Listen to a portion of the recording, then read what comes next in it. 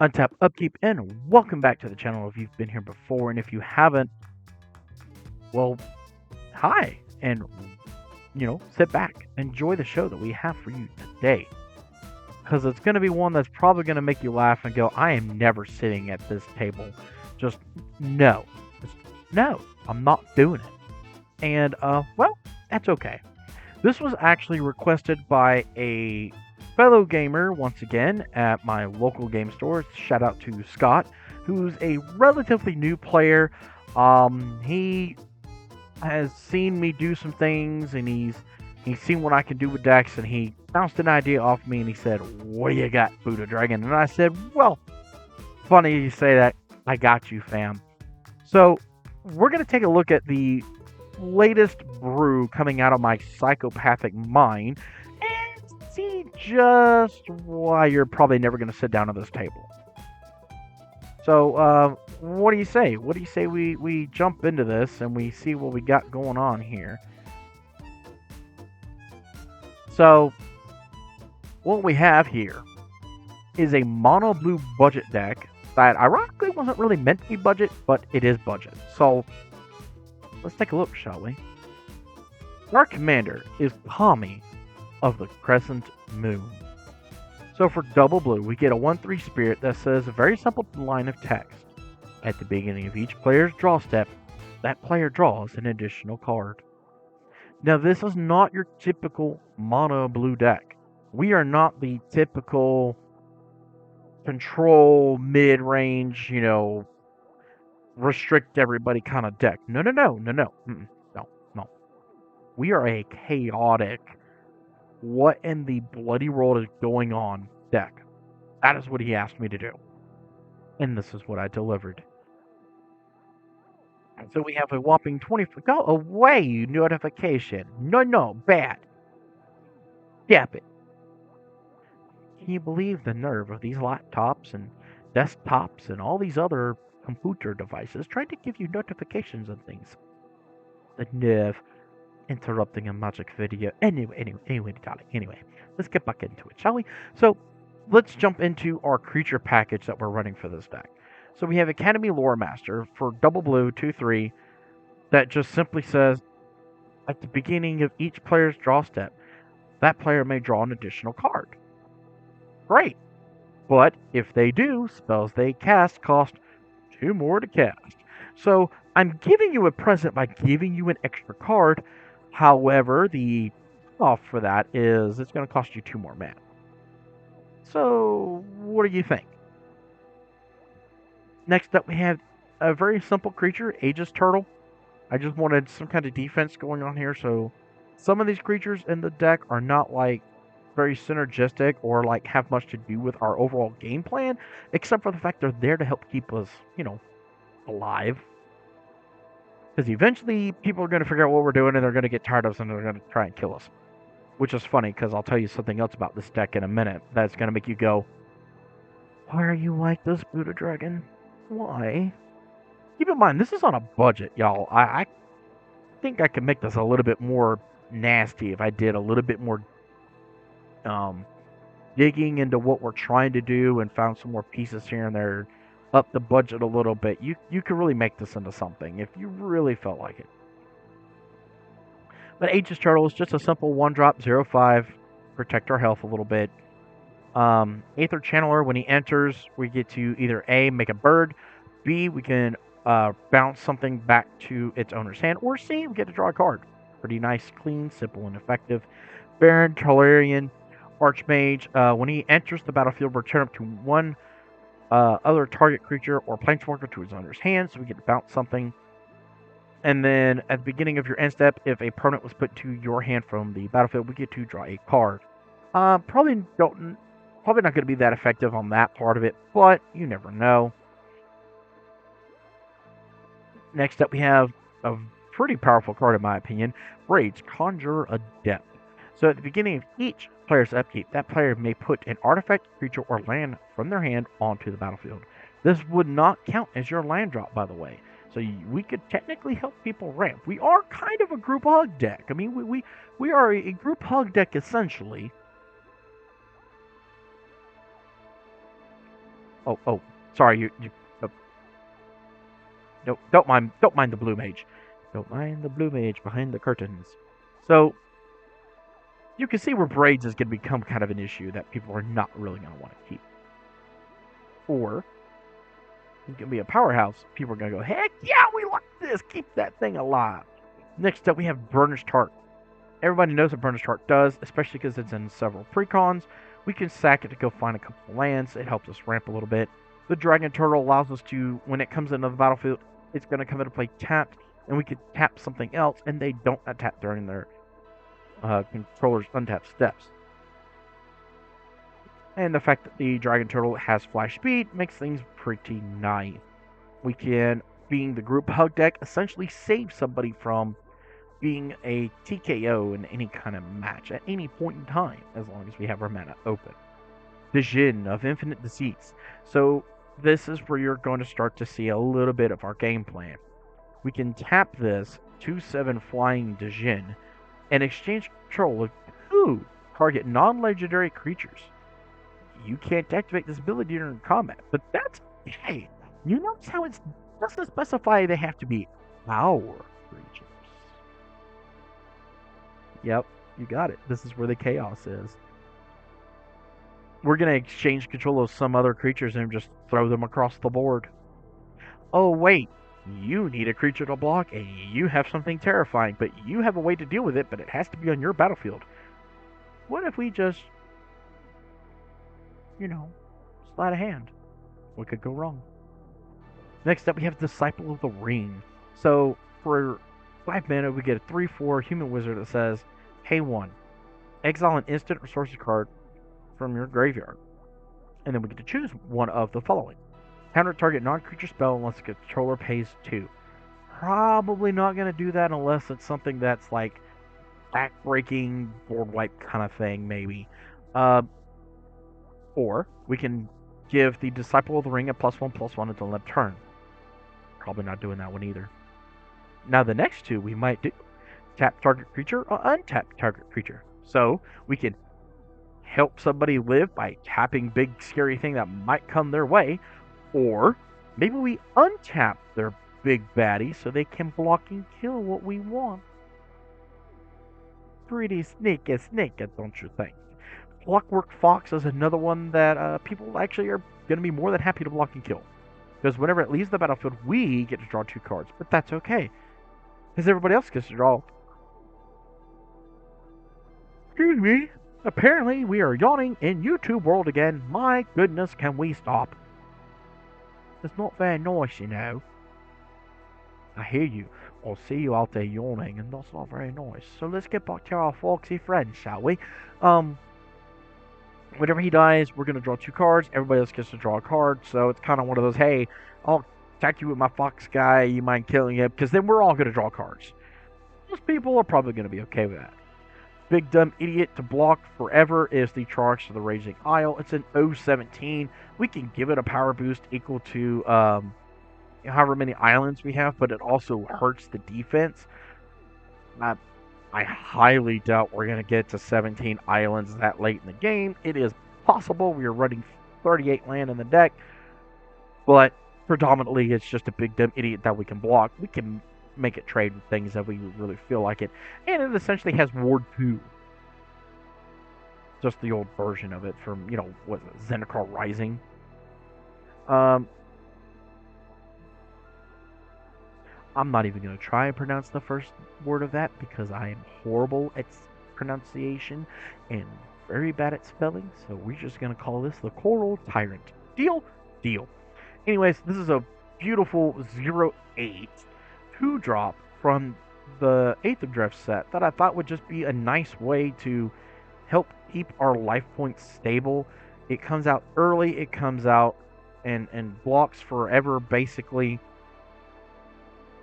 And it's an uncommon legendary octopus. I mean, it's just kind of cool, honestly.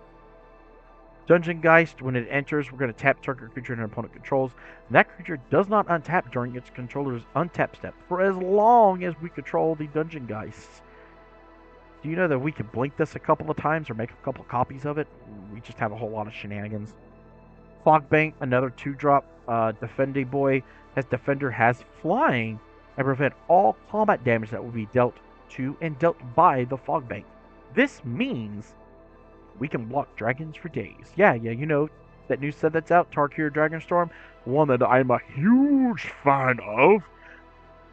This stops most of the dragon attacks. I mean, Trample will still, if I'm not mistaken, Trample does still go over because it would be lethal points of damage. I could be wrong because of the way the bank is worded, but if essentially it doesn't have Trample, like, you know, let's take an Dragon, you know, with 10-10 beat stick. Oh my god! Lock with my fog and take no damage. Thank you very much. Pretty nice little blocker. Friendly Teddy Bear, another 2-drop 2/2 that when it dies, everybody gets to draw a card. I'm going to hit you with my Teddy Bear. Please kill it. Simple. Gleaming Bear, another 2-drop. It's a defender with an 0/4, and whenever it dies, you make a treasure. Nothing to see here, nothing fancy, don't mind me. Guard Gamazoa, again, is a 1/3, gets out early, easy to block creature. It has defender, it has flying as well, and it's the same thing as Fogbank. Prevent all combat damage that would be out to the Guard Gamazoa. That's all we're trying to get here, people. We're just trying to keep ourselves alive. King Glide Master, sorry. Just a 2-drop 2/1 that we could pay 3 mana and give a creature flying until end of turn. We don't have to do it on our own. We do have a couple of flying boys to help protect our life points from the sky damage. We can help somebody else get flying, and maybe they can survive a dragon attack, for instance, or a swarm of birds coming in to get their eyeballs. You never know. It's a nice little political piece of, hey, I got 3 mana. They don't know that maybe we're going to use it on our dragon turtle to instant speed. Just go, no untappy tappies. Maybe we need to use it to keep them alive. You can't. No, we are a little tricksy little nudge hobbitses. Going on down the rest of their creature base here, we have the Tolarian Terror. We have a decent amount of instants and sorceries in our deck. It has Ward 2. It's 7 mana for a 5/5. It's just a big dumb idiot, essentially. There's nothing flashy here. Nothing really like, oh my god. Teferi's Protege, draw a card, discard a card. Just helps us keep digging for, you know, some of the other things we have here that we might actually want. Shipbreaker Kraken is a nice piece to have here. It's a 6/6 for 6. Has monstrous 4, so we get 4/1/1 counters on it, making a whopping 10/10 for 8 more mana. And whenever it becomes monstrous, tap up to 4 target creatures. Those creatures don't untap during their controller's untap steps for as long as we control the big dumb Kraken. So it's a nice way to tap down like you, and you. You're done. No more tackies. No more untappies. Meow. Tap it. Portal Mage. 3 mana for 2/2. When it enters during the declare attacker step, we may select which player or permanent target attacking creature is attacking.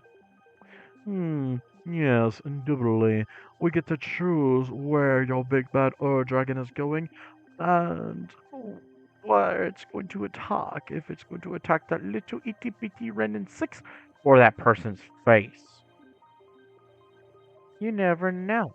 We're the tricksy little blue mage. Mocking Sprite just helps make our instants and sorceries cost 1 less. Nothing big to see there. Marching Dodu Drone. I'm pretty sure I did not say that right. Oopsies.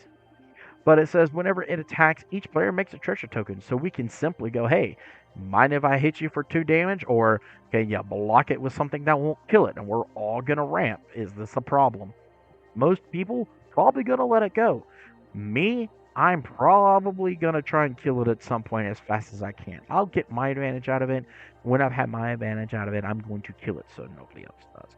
But that's because I'm a horrible, greedy dragon who likes all his treasures in there. Oh, sorry. I'm just a dragon doing dragon things, y'all. Finally, we have the Zenith Chronicle. 2 mana, 3/1 that says whenever a player casts their first multicolored spell each turn, everybody else gets to draw a card. So if we have this out, and somebody plays the Miram, the Sentinel Worm, my baby Miram. Um, us and the other two opponents are going to draw a card, while the Miram player is going to sit there and go, I'm going to draw cards. Too bad, so sad.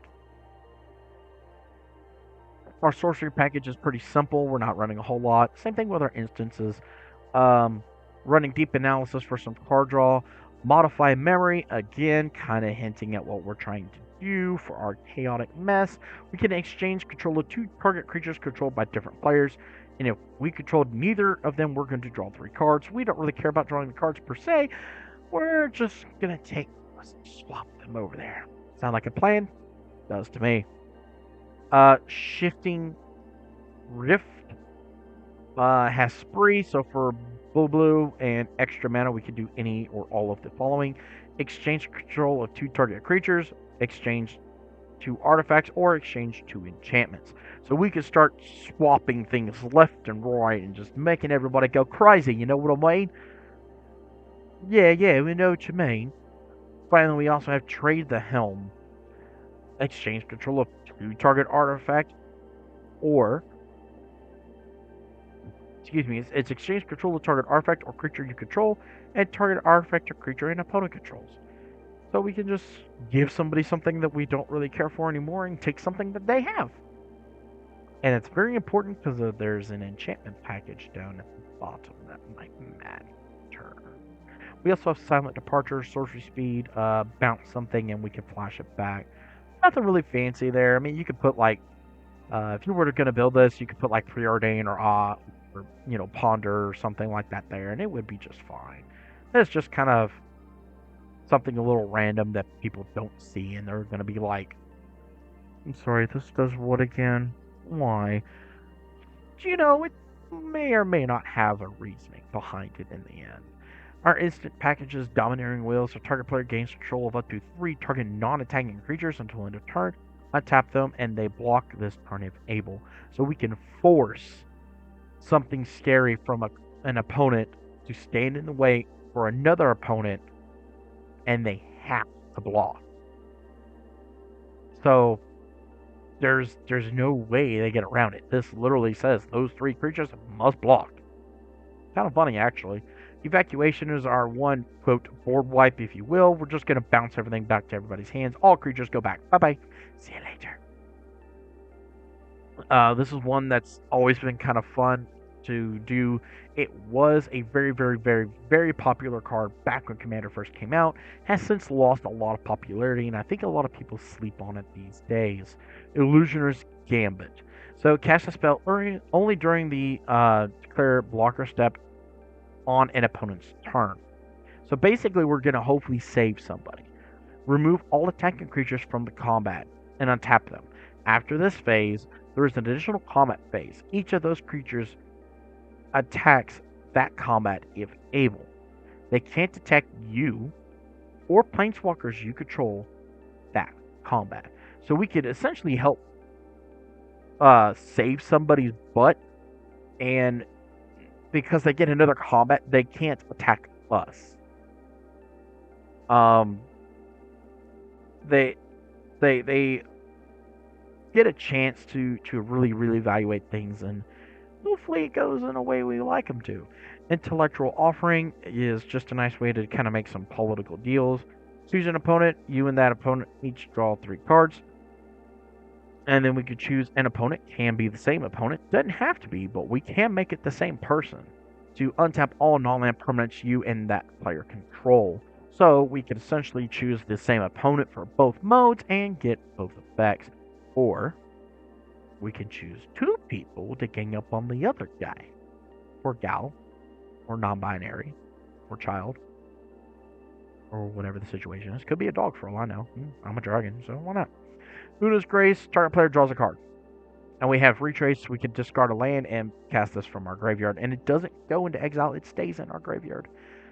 So we can essentially go, so, need an extra card, huh? I got you. Just no touchy. Okay? No touchy, no touchy.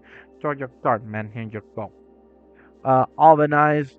Until end of turn, target creature loses all abilities and has base power and toughness as a 0/1. Oh no, an Avacyn, Archangel of Hope. It's gonna survive the board wipe. And now it's not. We did a thing. We did a thing.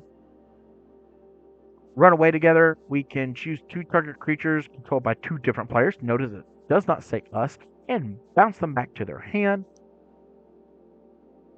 So it's just another way to honestly just screw up everything. Wrong turn. Again, target opponent gains control of target creature. Oh no! If this guy's about to get a board wipe and you have an Avacyn, you're gonna survive. And now you're not. Now he has the Avacyn, and your stuff goes goodbye, goodbye. What's not to like about this, y'all? This is gonna be an absolute chaotic mess. Are you sensing a theme yet? Are you sensing this? Because I'm a very bad person apparently because I built this, and I don't care. I'm gonna hate myself when I actually have to fight this because this might actually be something, but I'm gonna giggle my butt off the entire time, and I actually cannot wait.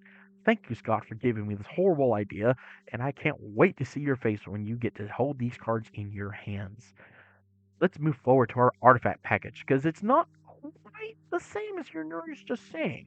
We do have the Arcane Signet and Soul Ring in here. We're running Commander Sphere, the Decanter of Endless Water, a Fractured Pyrostone, Sky Diamond, of course, Mind Stone, and even an Hedron Archive. That's where it all stops. Because now we're going to run some things that you might have seen or you might not have seen. We have the Gear Pro Orrery. 4 mana, each player plays an additional land on each of their turns. Great, we're helping you. I don't know how relevant the bottom part might be if our commander's out, because we're drawing you extra cards. But at the beginning of each player's upkeep, if that player has no cards in hand, if you're hands, you get to draw 3 cards. Yay! Mirror of Life Trapping. Oh, this is gonna be such a headache if this hits the battlefield, y'all. There's a reason why this card doesn't see a lot of play, but God, this is gonna hurt my head. So for 4 mana, we get an artifact that says the following. Whenever a creature enters the battlefield, if it was cast, exile it. Then, return all other permanent cards exiled with Mirror of Life trapping to the battlefield under their owner's control. Oh no, I'm going to play my big dumb Dragon, and it goes into the mirror.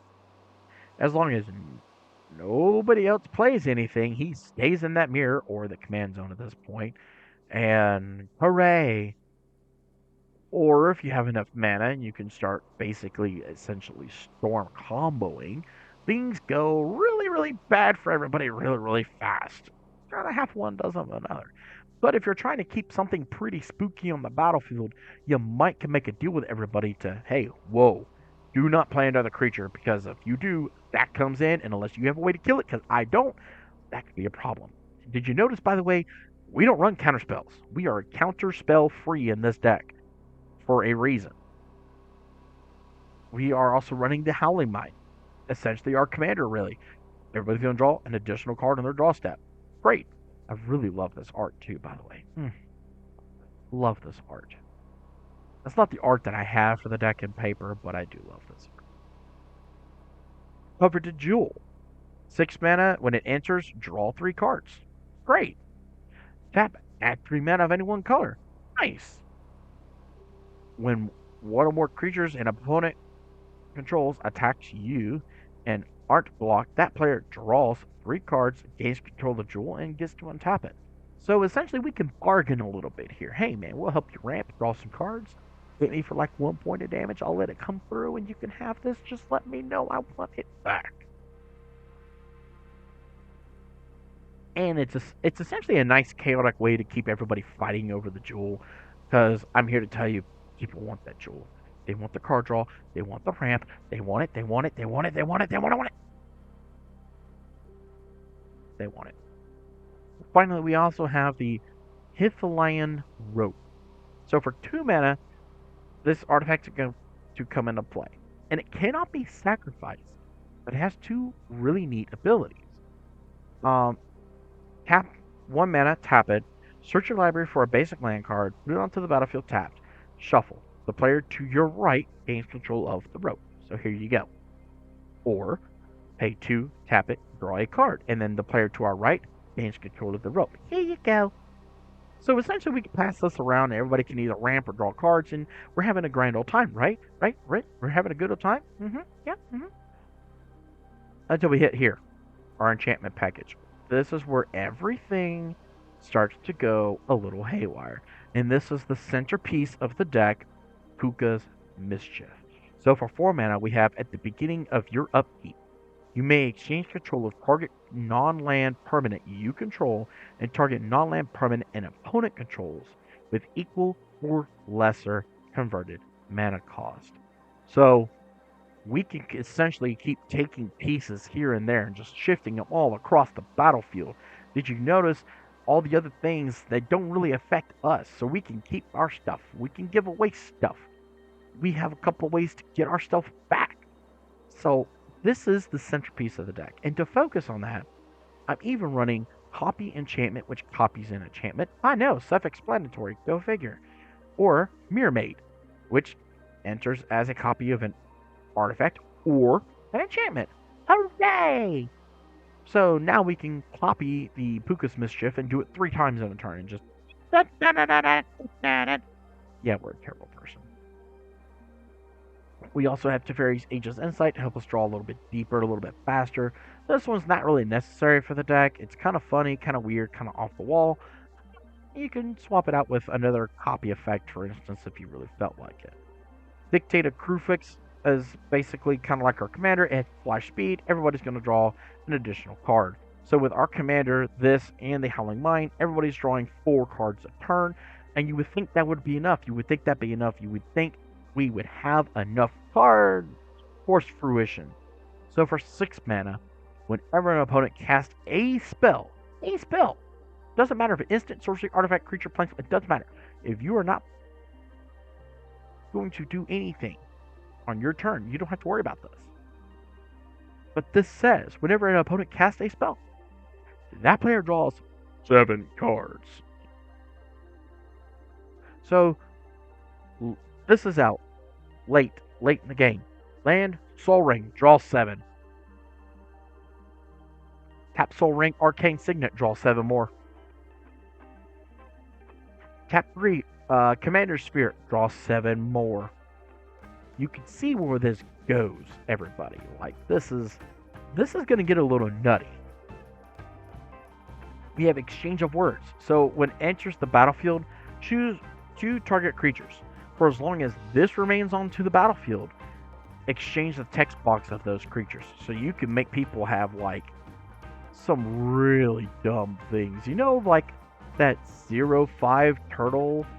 Because you're exchanging the whole text box. So what if we gave you our 0-5 turtle and we took, I don't know, Ulamog. If the Ulamog you have over there, you know, the one that makes you exile top 20 of somebody's deck. Yeah. What if we had that and you had our turtle? Seems fair, right? Totally fair. Web of Inertia. So at the beginning of each opponent's combat phase, that player may remove a card in his or her graveyard from the game. If they don't, they can't attack you this turn. Nice, huh? So either get rid of something in your graveyard, which we know people are very, very frowning upon right now. There is a lot of graveyard synergy decks out there. Or poo-poo on you and your whole day. You don't get to attack me. Eye of the Storm. Oh, this thing's a headache. So whenever a player plays an instant or sorcery card, this includes us, remove it from the game. Then that player copies each instant or sorcery card removed from the game with Eye of the Storm. For each copy, the player may play the copy without paying its mana cost. So this thing gets really nutty really fast. And then finally we have Zer's Wielding. Each player plays with their hand revealed, so everybody has no secrets now. Then it has the following. If a player would draw a card, he or she reveals it instead, so everybody gets to see. Then any player may pay 2 life, and if a player does, put that card into its owner's graveyard. Otherwise, that player draws a card. It is hilarious if you're in a pod that's essentially a life gain deck, so they can afford to just basically keep making you draw your lands, and that's it. Oops, sorry, not sorry. And then, our standard mana package. I mean, I might actually take out Path of Ancestry, Exotic Orchard, and Command Tower for just more basic islands, because we don't need anything fancy here. Even the Reliquary Tower is not even really needed here. We might change up the mana base a little bit here, but other than that, I mean, the deck is pretty simple, pretty dumb, as you could tell. Our mana curve is ridiculously good, surprisingly. 69. Nice. Diggity. And like, that is a garbage opening hand. That's a garbage opening hand. That is a much better opening hand. I'll take that hand too. Nope. Possibly. Could get that. Oh, yep. Then our commander's out. Okay, yeah. That would have been a pretty good hand. So as you can see, we're not the most overpowered thing at the table.